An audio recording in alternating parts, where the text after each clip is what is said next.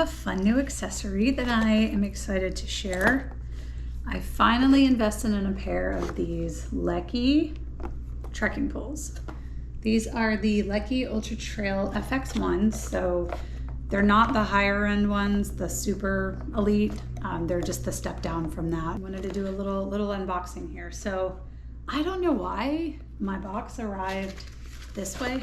So one of them is in the bag, one of them is in the box still. I'm not really sure if that's how others have arrived, but either way, there are two poles. So I'm gonna go ahead and cut this one out. My first reaction to these is how light they are.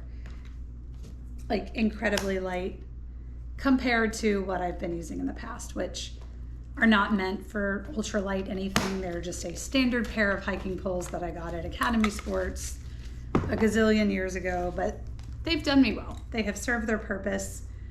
However, for trail running and for other objectives that require a bit more agility and nimbleness and packing lighter, I wanted to try these out. So this is cool. So they snap together, it looks like, and I'm not super sure yet how it stays. I'm gonna have to read the instructions, but it looks like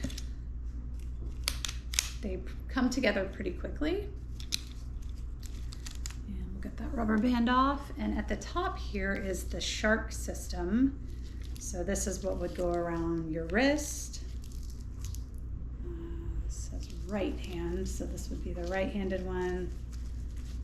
I still need to figure out how to get these to fit my wrist because I'm a little smaller, but I can see how it works. So they go around this little clip here. Oh, that's the release lever. So you slide it up and out. So cool. And then they go right back down in there. Very neat. Again, so light. It feels like I'm holding nothing. Oh, okay. We'll need to figure out how to make those stay put. So that's the first one there. And then the second. Okay, here are some instructions. So this actually has a tag on it. So popping that into place. And it says, oh gosh, there's a lot to read here, so I won't do that in front of y'all. But these are really, really cool. Like, I love the ergonomics of where your hand goes. I like that I'm still holding some cork. My other ones were cork, and I really like that. This part, the carbon part, feels sturdy and substantial, but lightweight again. And it looks like there's a protector on this tip here, but these are just the standard tips. I don't know, I've only ever used like a bigger snow basket or a powder basket, so I'm not really sure. This is probably just so that it doesn't go through mud or maybe a big giant crack in a rock. So that's interesting.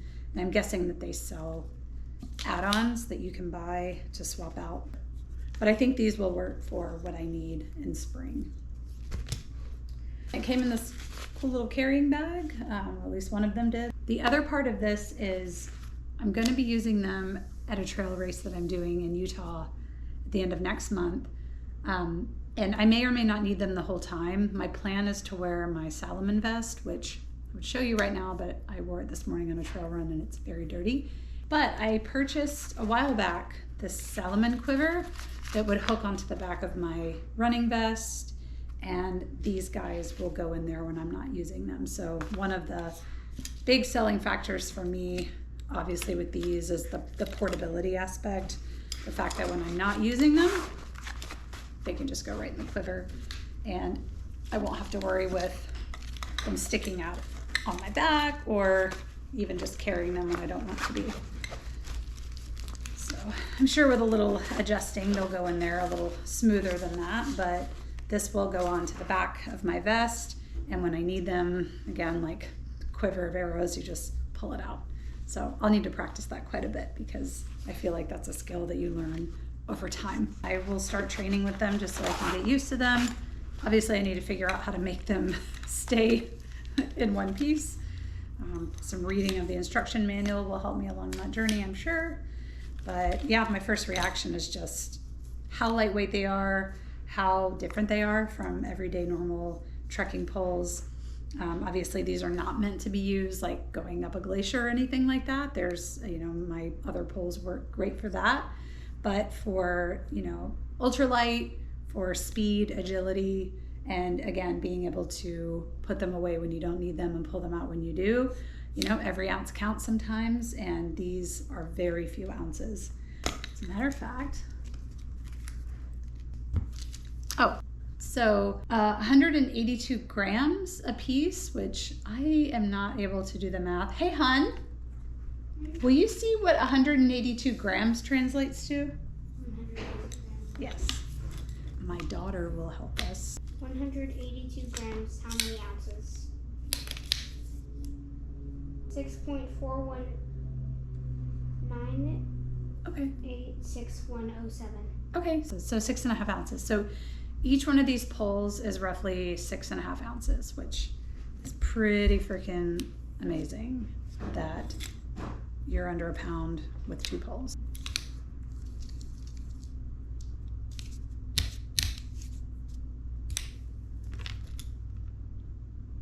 Push button. Push button. I'm not seeing a button.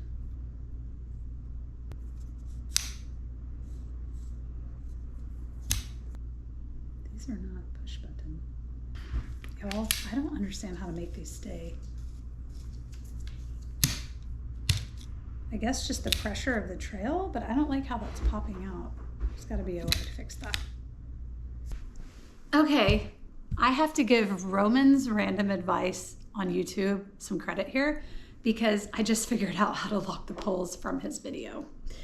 And it is not straightforward, by the way. I don't feel like the directions mentioned any of this, but basically you have to continue pulling out this top part and you have to pull hard. There's a button at the top that locks. I would not have figured this out, so thank you to that YouTuber for figuring it out and posting it. I was like, did I get a defective pair? Why am I not snapping into place? They are super sturdy now, so now I know, and I guess you just push it back in to release them, which might have to do this a couple times to break them in, but oh, there we go. That wasn't so bad. Now you can fold them back. So once again, fold, put them into place, hold this part, lift it up until it snaps, and now your poles are ready to go.